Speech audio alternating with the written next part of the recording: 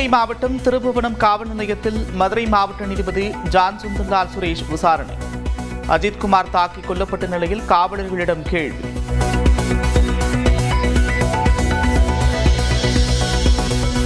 அஜித்குமார் கொலையை கண்டித்து திருபுவனத்தில் அதிமுக பாஜக கூட்டாக போராட்டம். ஆர்பி உதயகுமார், ஹெச் ராஜா உள்ளிட்டோர் பங்கேற்பு. காவல்துறை அதிகாரிகளை அசிங்கப்படுத்தி அவர்களை யார் அழுத்தம் கொடுத்தது, உத்தரவிட்டது? திமுக அரசின் சாதனைகளை பக்தியின் பேரில் பகல் வேஷம் போடுபவர்களால் தாங்க முடியவில்லை. திருமண விழாவில் முதலமைச்சர் மு க ஸ்டாலின் பேச்சு. பகல் வேஷம் போடக்கூடியவங்க இதை தாங்கிக்க முடியல. ஆனால் உண்மையான பக்தர்கள் நம்ம ஆட்சியோட ஆன்மீக துண்டை பாராட்டுறாங்க. பக்தியின் பேர். கர்நாடகாவின் ஹாசன் மாவட்டத்தில் 20க்கும் மேற்பட்டோர் உயிரிழப்புக்கு கொரோனா தடுப்பூசி கூட காரணமாக இருக்கலாம் என்று கூறிய முதலமைச்சர் சித்தராமையா. தடுப்பூசிக்கும் உயிரிழப்புகளுக்கும் தொடர்பு இல்லை என்று மத்திய அரசு விளக்கம். சீமான் மீது திருச்சி சரக டிஐஜி வருண்குமார் தொடர்ந்த அவதூறு வழக்கிற்கு இடைக்கால தடை. உயர்நீதிமன்ற மதுரை கிளை உத்தரவு. மதுரை கிரானைட் முறைகேடு வழக்கில் நேரில் ஆஜராக மீண்டும் அவகாசம் கேட்கும் முன்னாள் ஐஏஎஸ் அதிகாரி சகாயம். பாதுகாப்பு விலக்கிக் கொள்ளப்பட்டது தொடர்பாக உயர்நீதிமன்றத்திற்கு எழுதிய கடிதத்திற்கு பதில் வரவில்லை என்றும் விளக்கம். ஓரணியில் தமிழ்நாடு இயக்கத்தின் கீழ் இன்று மாநிலம் முழுவதும் பொதுக்கூட்டங்கள். நாளை முதல் வீடு வீடாக சென்று மக்களை திமுக நிர்வாகிகள் சந்திப்பார்கள் என்றும் அறிவிப்பு.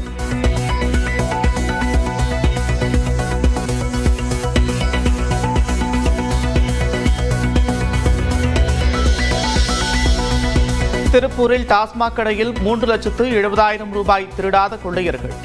மதுபான பாட்டில்களை மட்டும் எடுத்துச் சென்ற வினோதம்.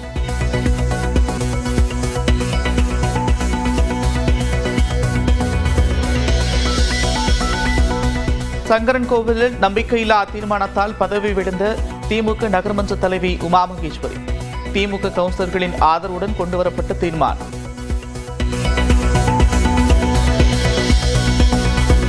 சென்னை புழலில் 2 மகன்களை கொன்றுவிட்டு தந்தை தற்கொலை. கடன் பிரச்சினை காரணமா என்று விசாரணை.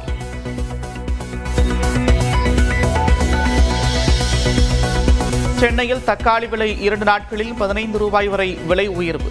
1 கிலோ 40 ரூபாய் முதல் 50 ரூபாய் வரை விற்பனை.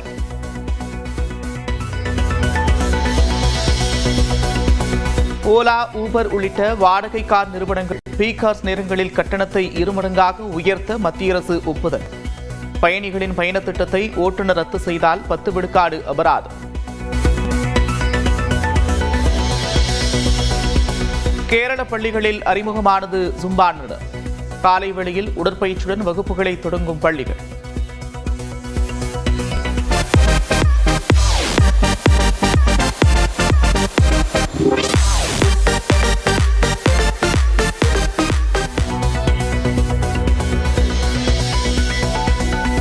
காசாவில் உள்ள மருத்துவமனைகளில் டயாலிசிஸ் சிகிச்சை வழங்குவது நிறுத்தம்.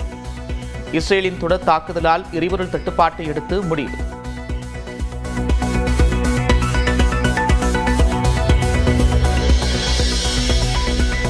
இந்தியா உள்ளிட்ட நாடுகளிலிருந்து இறக்குமதி செய்யப்படும் பொருட்களுக்கு 500 விழுக்காடு வரி விதிக்க திட்டம். புதிய மசோதாவுக்கு ஒப்புதல் அளித்தார் அமெரிக்க அதிபர் ட்ரம்ப். திருப்பூரில் உள்ள டாஸ்மாக் கடையில் 3,70,000 ரூபாய் பணத்தை விட்டுவிட்டு மதுபான பாட்டில்களை மூட்டை கட்டி எடுத்து சென்ற காட்சிகள் வெளியாகியிருக்கிறது. கூடுதல் விவரங்களோடு செய்தியாளர் பாலாஜி இணைகிறார். பாலாஜி, விவரங்கள். அதாவது திருப்பூர் பழைய பேருந்து நிலையம் அருகில் இருக்கக்கூடிய பகுதியில் 1990 என்ற எண் கொண்ட டாஸ்மாக் கடையானது செயல்பட்டு வருகிறது. சுமார் 20 ஆண்டுகளாக இந்த பகுதியில் இந்த மதுபான கடையானது செயல்பட்டு வரக்கூடிய சூழ்நிலையில் அதிக அளவிலான விற்பனை இந்த கடையில் இருப்பது வழக்கமான ஒன்று. நேற்று கடையின் விற்பனை முடிந்த பிறகு விற்பனையாளர் கோபால் உள்ளே இருந்த பணத்தை எண்ணி 3,70,000 ரூபாய் இருப்பதாக எண்ணி உள்ளேயே வைத்துவிட்டு கடையை பூட்டிவிட்டு இரவு 10 மணிக்கு மேல் சென்றிருக்கிறார். இந்நிலையில் நள்ளிரவு நேரத்தில் கடையின் உள்ளே நுழைந்த நபர் ஒருவர் இரும்பு கம்பியை கொண்டு டாஸ்மாக் கடையின் பூட்டை உடைத்து உள்ளே சென்று உள்ளே இருக்கக்கூடிய மதுபானங்களை அனைத்தையும் எடுத்து தனியாக மூட்டையாக கட்டி எடுத்து சென்றிருக்கிறார். ஆனால் அவர் உள்ளே வைக்கப்பட்டிருந்த 3,70,000 ரூபாய் பணத்தை எடுக்காமலும், அது மட்டுமன்று அங்கு மேலேயே இருந்த பணங்களை கூட எடுக்காமல் வெறும் அவரது குறிக்கோளான மதுபான பாட்டில்களை மட்டுமே திருடி சென்றிருக்கிறார். மூட்டையாக கட்டி அவர் வெளியே எடுத்து செல்லக்கூடிய காட்சிகளானது தற்பொழுது சிசிடிவி காட்சிகள் வெளியாகி இருக்கிறது. பணத்தை எடுக்காமல் மதுப்பிரியர் ஒருவர் மதுபான பாட்டில்களை மட்டும் எடுத்துக்கொண்டு சென்ற சம்பவமானது திருப்பூரில் பரபரப்பை ஏற்படுத்தி இருக்கிறது. நந்தா, நன்றி பாலாஜி விவரங்களுக்கு. பருவமழை மற்றும் மேக வெடிப்பு காரணமாக இமாச்சல பிரதேசம், ஹரியானா, உத்தராகண்ட் உள்ளிட்ட மாநிலங்கள் வெள்ளக்காடாக காட்சியளிக்கின்றன. இமாச்சல பிரதேசத்தில் இந்த பருவமழை காலத்தில் இதுவரை 51 பேர் உயிரிழந்தனர்.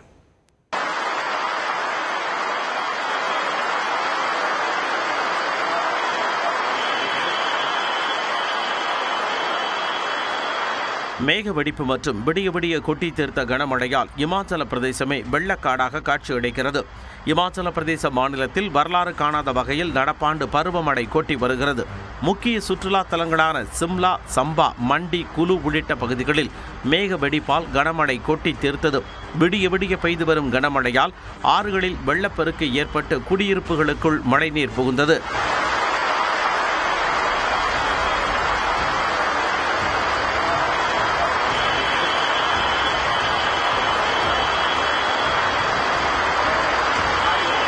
கர்சோக், தரம்பூர், மந்தி, சாதர், நச்சன், சாரஜ் உள்ளிட்ட பகுதிகளில் நிலச்சரிவு ஏற்பட்டு சாலை போக்குவரத்து துண்டிக்கப்பட்டு தனித்தீவுகளாக மாறின.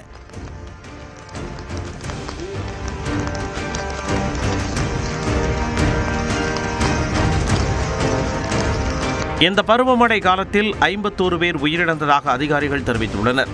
இதுவரை 103 பேர் காயமடைந்த நிலையில் காணாமல் போன 20க்கும் மேற்பட்டோரை மீட்புப் படையினர் தேடி வருகின்றனர். மழை வெள்ளத்தால் இமாச்சல பிரதேசத்தில் 7,569 கோடி ரூபாய் மதிப்பிலான உள்கட்டமைப்புகள் சேதமானதாக தெரிவிக்கப்பட்டுள்ளது. இமாச்சல பிரதேசத்தை தொடர்ந்து அண்டை மாநிலமான உத்தராகண்ட், பஞ்சாப், ஹரியானா ஆகியவற்றிலும் கனமழை வெளுத்து வாங்கி வருகிறது. உத்தராகண்ட் மாநிலம் ருத்ரபிரயாக் பகுதியில் பாயும் அலக்நந்தா நதியில் ஏற்பட்ட வெள்ளப்பெருக்கில் அங்கிருந்த 15 அடி உயர சிவன் சிலை மூழ்கியது.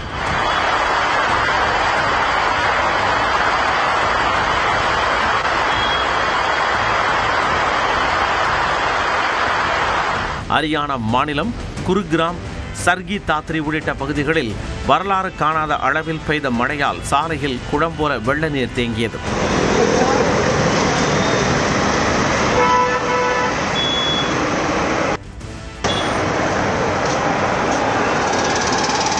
இதனிடையே வட மாநிலங்களில் வரும் 7ஆம் தேதி வரை தொடர் மழை பெய்ய வாய்ப்பு இருப்பதாக இந்திய வானிலை ஆய்வு மையம் எச்சரித்துள்ளது. சிவகங்கை அருகே தனியார் பள்ளியில் 7 வயது சிறுவன் மர்மமான முறையில் உயிரிழந்த சம்பவம் அதிர்ச்சியை ஏற்படுத்தியுள்ளது. சிறுவன் உயிரிழப்பில் நடந்தது என்ன? விரிவாக இந்த தொகுப்பில் பார்க்கலாம்.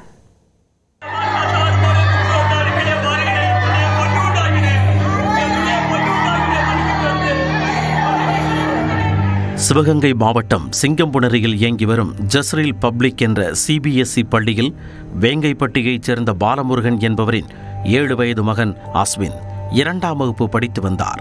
சம்பவத்தன்று வழக்கம் போல் பள்ளிக்கு புறப்பட்ட சிறுவன் பள்ளி வாகனம் வராததால் மாற்று ஏற்பாடாக பள்ளியின் சார்பில் வந்த காரில் அழைத்துச் செல்லப்பட்டார். பள்ளி வளாகத்திற்குள் காரை நிறுத்திய ஓட்டுநர் ஜான் பீட்டர் அனைத்து மாணவர்களும் இறங்கிவிட்டதாக நினைத்து காரை லாக் செய்துவிட்டு சென்றதாக தெரிகிறது. பின்னர் மாலை மீண்டும் காரை திறந்தபோது சிறுவன் அஸ்வின் மயங்கிய நிலையில் கிடந்ததாக கூறப்படுகிறது. அதிர்ச்சியடைந்த ஓட்டுநர் ஜான் இதுகுறித்து பள்ளி நிர்வாகத்திடம் தெரிவித்துள்ளார். பள்ளி நிர்வாகம் சார்பில் அஸ்விந்தின் பெற்றோருக்கு போன் செய்து உங்கள் மகனுக்கு வலிப்பு ஏற்பட்டதால் மருத்துவமனையில் அனுமதிக்கப்பட்டதாக கூறியதாக சொல்லப்படுகிறது. உடனே மருத்துவமனைக்கு சென்ற பெற்றோர் அங்கு மகன் உயிரிழந்த தகவல் தெரிந்து துடிதுடித்து போயினர். சிறுவனுக்கு என்ன நேர்ந்தது என அறிய பள்ளி நிர்வாகத்தை தொடர்பு கொண்ட போது சரியாக பதிலளிக்கவில்லை என கூறப்படுகிறது. இதையடுத்து பள்ளி நிர்வாகத்தின் மீது நடவடிக்கை எடுக்க வலியுறுத்தி சிறுவனின் உறவினர்கள் சாலை மறியலில் ஈடுபட்டனர்.